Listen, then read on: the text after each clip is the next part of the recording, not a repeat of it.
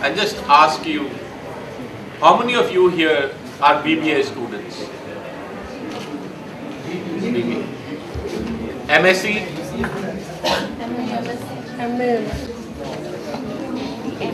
And what's the balance of you guys doing? Engineering. Sorry? BCom.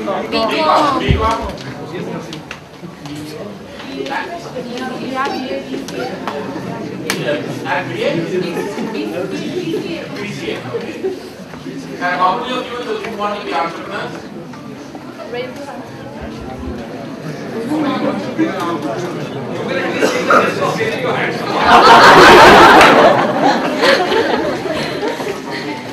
Corporate employees? That's it? So 5 corporate employees and 10 entrepreneurs. And what about the rest of the class? Bureaucrat. How many bureaucrats? Not bad. And politicians?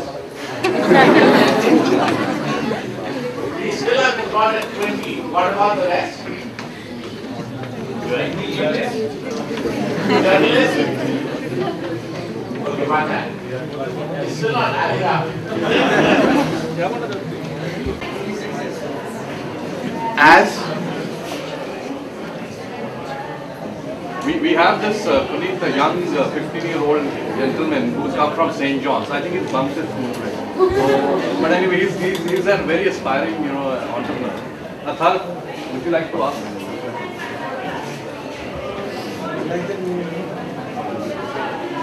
You may want to speak a little. Atharv has a question. What is the scope of national security professional in future? What are the academic requirements, if any? Professional, network security professional, maybe Sameer or Puneet. Sameer? Massive. I think that's where the scene is, the IT scene is these days. Big data, how do you secure that data? People are interconnected, different devices, cross-platform, cross-device, so big future. And the time is now, not when you grow up. Would you like to add on? So what is it that he should be doing now? Securing systems. So considering he's a 10th grader. So Hacking into systems, actually. Yeah. Just trying to hack, learning. Protecting them from any kind of phishing. Cyber security, he means. Yeah, learning the inside of an OS of all the systems and how do they work, and generally understanding how it all works, how does it all tie in together. got it. Thank you. Thank you. So then I was going about asking questions to what kind of career options you guys wanted to take. Rahul, who's on the panel here, went ahead and created an NGO called Global Environmental Concern. He was passionate about making a difference.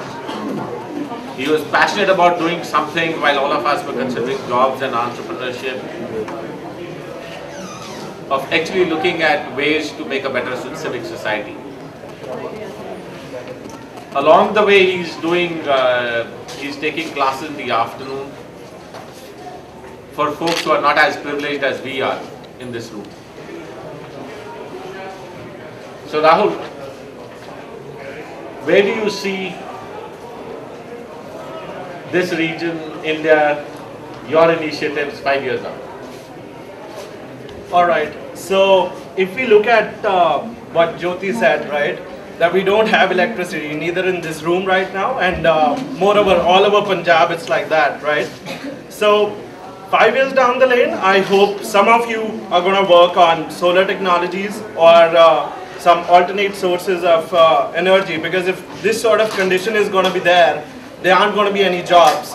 There aren't going to be any, how do you expect anything, if electricity is not there? I don't see any sort of development going around anywhere. So again, as he mentioned earlier, that where the problem is, the solution lies right there. So someone, one of you probably has to start something which is related to energy, which is related to, renewables. And that's the big opportunity lying over there, because when the problem is there, you got to find a solution. And the problem is huge, that means the opportunity is even huger. And that's where a lot of money can be raised, that's where a lot of money can be earned, and that's where your dreams of driving that big car can get fulfilled, because it is like that, you know, you gotta solve the big problem and you have the big buck. And certainly 5 years down the lane, I hope to see a lot of changes if certainly people do something over here. And that's what the theme of the event is, Kuch kar dikhana hai. Start a few, whosoever kuch karke dekhenge and kahin na kahin pahunchenge, that's how we're going to be somewhere. Otherwise it's a dark shade there. Thanks, Rahul. So I'm going to open it up for the audience to ask what is it that they want to do. And folks on the panel would be very happy to answer questions.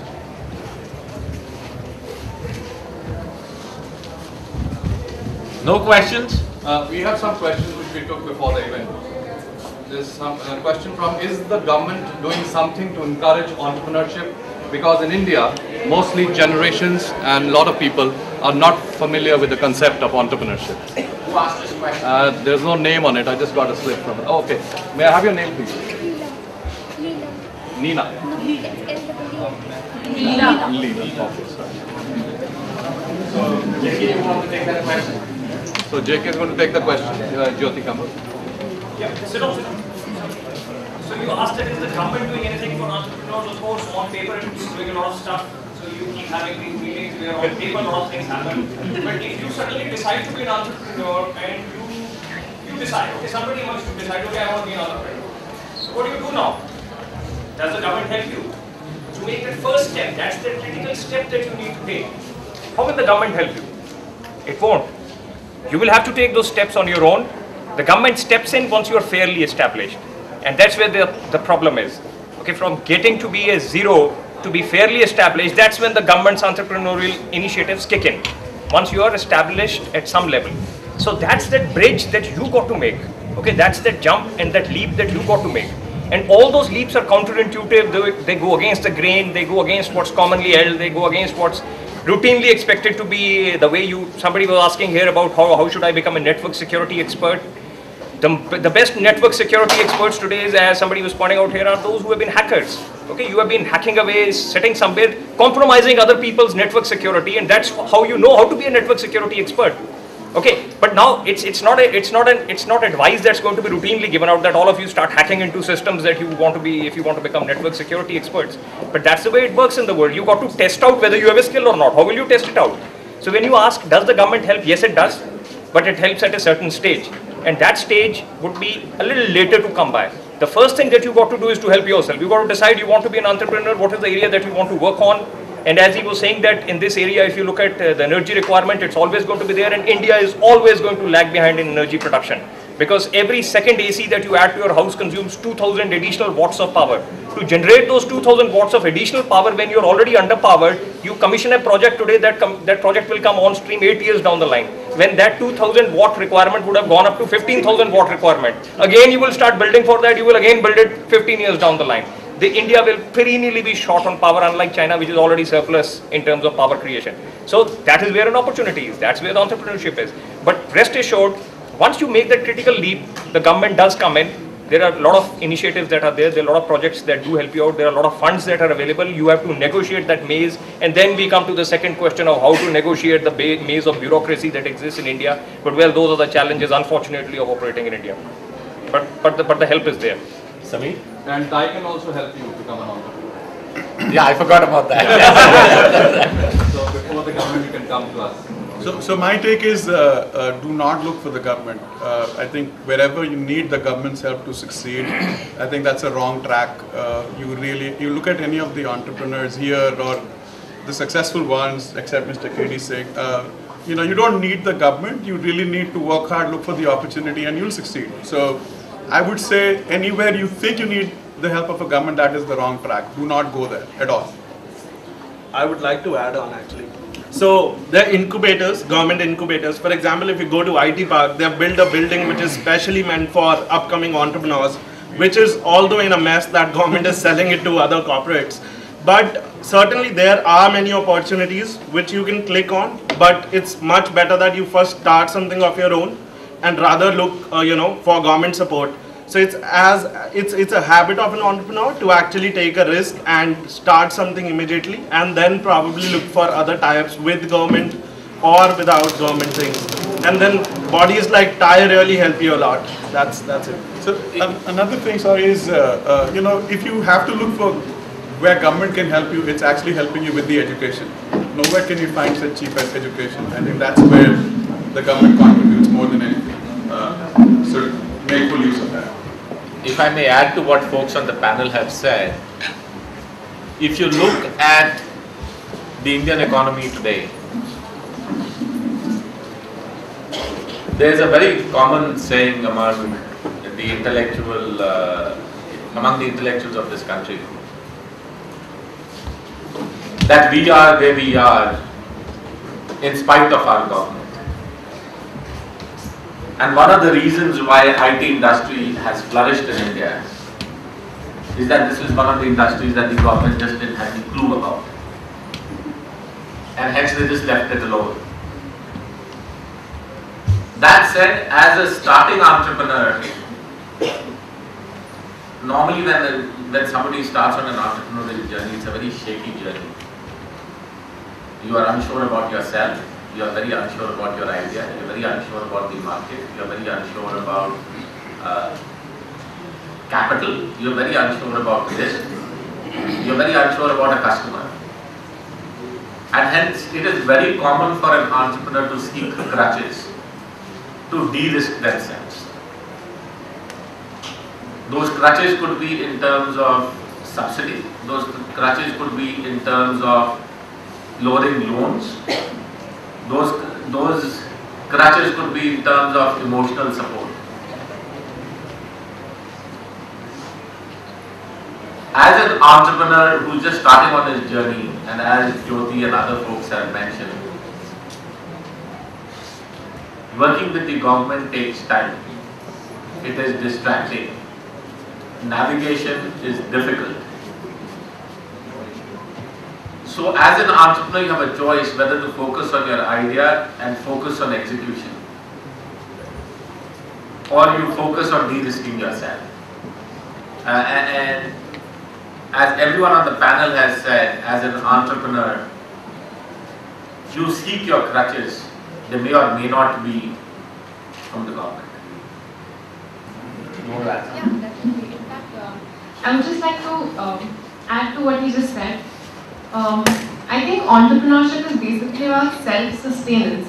So when you as an entrepreneur go out there and you want to start out, the first thing that is required, of course, is an interaction with the government.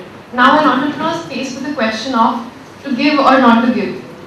Right, because of course you need a lot of licenses. As a lawyer, I've done a lot of due diligence reports, and hell, you need a lot of licenses, and it takes months to years to get to one little license. So the thing is, an entrepreneur, to make this process faster, will engage or will facilitate, say, a bribe or a corruption. So where do you draw the line as an entrepreneur? Do you facilitate the corruption to speed up your process, or do you become diligent and refuse a bribe and wait for years and wait for that break for yourself?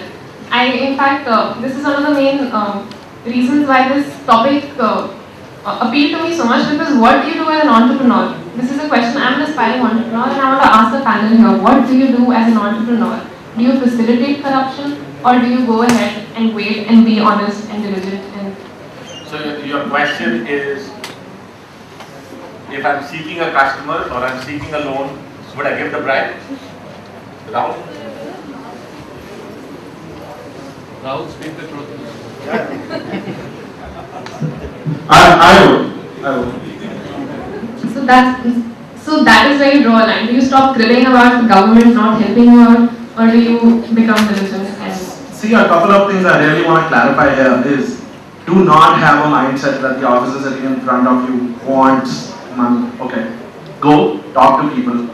There would be 60% chances you'll get your job done for free within minutes if you talk properly, you explain what you want. Alright. So you have to break this mindset of yours that every government officer is looking for money. Alright, this is a big thing. Let me tell you, we got our registration done in 8 days, merely 8 days, which usually takes about 2 months. All I did was met the director and explained him, sir, this is an urgent case and this is what we needed for 8 days it took us, but instead of 2 months. I didn't pay a single rupee.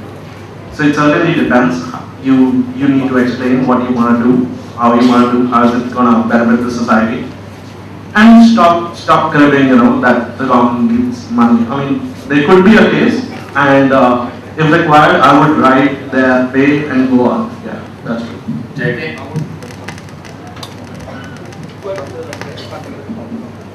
But again, I would say it's about fulfilling your passion. You got passion and you want to kind of achieve a certain thing. You would try to kind of steamroller obstacles that come your way quickly to get things done. And practically, obviously, you will kind of figure out, as he said, either it will be done for free or there will be obstacles. Now it's for you to decide what it costs for you to steamroller that obstacle. There are two parallel tracks that would be operating there. One is the goal of achieving what you are achieving. The second thing is about setting the country right. Now in the process of setting the country right, if you start right there, probably your goal would also not be achieved and the country would also not be set right. So now that's the decision you got to take. Do you want to set the country right in the beginning, or do you want to first achieve your goals and be in a position where you can set the country right? So those are the kind of calculations that you got to make. What is that you would do? Well, I would firstly consider myself fortunate to be in a position where I have to actually start asking the government for things. You've got to at least have already achieved something. If you look at all the success stories in the world, by the time they reach the level that they have to start asking for permissions and stuff, they've already achieved substantially. In the sense that, say for example, when Google started off, when Sergey Brin and Larry Page started off Google, they never needed any regulatory permissions at all. They started with a search engine. The search engine was doing fine. They started getting their angel investing and funding. The moment people started realizing there is value in something. The only thing that's to be kept in mind is, whatever you do, always keep in mind what is the value that you are giving to the other side. If we are sitting here on the panel, is there any value that we are adding on to you? If we are not adding any value, then it's pointless. The point is, what is the value that's being added on? I would like to give a small example. Marissa Mayer, who is now the CEO of Yahoo. Earlier she was with Google and nobody thought that she would ever leave Google, so that was a pretty big surprise that Marissa Mayer left Google and joined as CEO of Yahoo. So she came to India on a trip around Bangalore. They went from village to village, seeing those kind of absolutely rural settings where people didn't have any computer, and there was this convoy of SUVs, black SUVs, and Google's top management going around from village to village, just to see how India is, this country that they've heard so much about, IT and kind of the rising giant and everything, but it didn't look like that in the villages. So they went from village to village, they went to people, and there were some people who had phones in their hands and they were using internet on the phones even though they didn't have computers in their homes, so they had leapfrogged a particular kind of technology already. When she went back, there were all these investors sitting there and she was talking to them. So one of them got up and asked, all that is very fine that you're talking about the projection of Google into the future and all that, but tell us, how will we make money in this? So she got absolutely livid and furious. She said, that's not the way we think at Google about how to make money. We first think about what is it that we can give to people, what is the value that we can add to people's lives. And once that happens, the money starts coming on its own. So the only thing you got to think about is, what is the value that you're going to start giving to people. If you start thinking, well, how much is the money that I'm going to make out of it, you'll keep getting stuck at every stage. You'll keep making those financial calculations and things will never materialize. So you got to just keep in mind, what is it that you want to do, what is the value that you're going to deliver, how are you going to do it with the passion, and thereafter things automatically would start falling in place. The ones who have money will start coming to you, the government would start coming to you. Eventually the government comes to these people. It's not that they need to go to the government. And one little myth that we have at your stage or age is about the government. You think of the government as an all benevolent organization sitting there, the government of India. Okay? But what is it made of? It's made of people. And those people are, perhaps they don't look upon themselves as the government of India. They look upon themselves as people who are power brokers. So they would always be on the lookout for a successful entrepreneurial venture which they can invest in. Of course, Rahul has had a good experience with government. It happens like that. But it's on a case-by-case basis. You got to only think about what you want to do and give value to people, and things would automatically start falling into place. I don't want to belittle the challenges people face with the government. But personally for me, non-negotiable, never bribing. So I think he would see that of bribing anyone, never negotiate, doesn't really matter how much bigger or we don't. That's the way he lives. And here, one important thought though, it's a common misconception in India to assume that the government is the only set of people who are corrupt. If you talk to folks in the business, they will tell you the private sector in India is far more corrupt than the government sector. In the government sector in India, you have recourse. That recourse is through RTI, that recourse is through other means as well. In the private sector, there is limited recourse. So, but to answer your question, Shreya, in normal business dealings, there is something called the relationship building. A relationship building is taking a client out for a meal. Now, would you question that as corruption or is it relationship building? In normal business settings, on Diwali or a religious festival, you would give a gift. Is that corruption or relationship building? I think at the end of the day, and then you have a third element. That third element is transacting in cash to get a business. Lots of entrepreneurs can get away with taking clients for dinners, lunches, and gifts born out of relationships. But it is for you as an individual to decide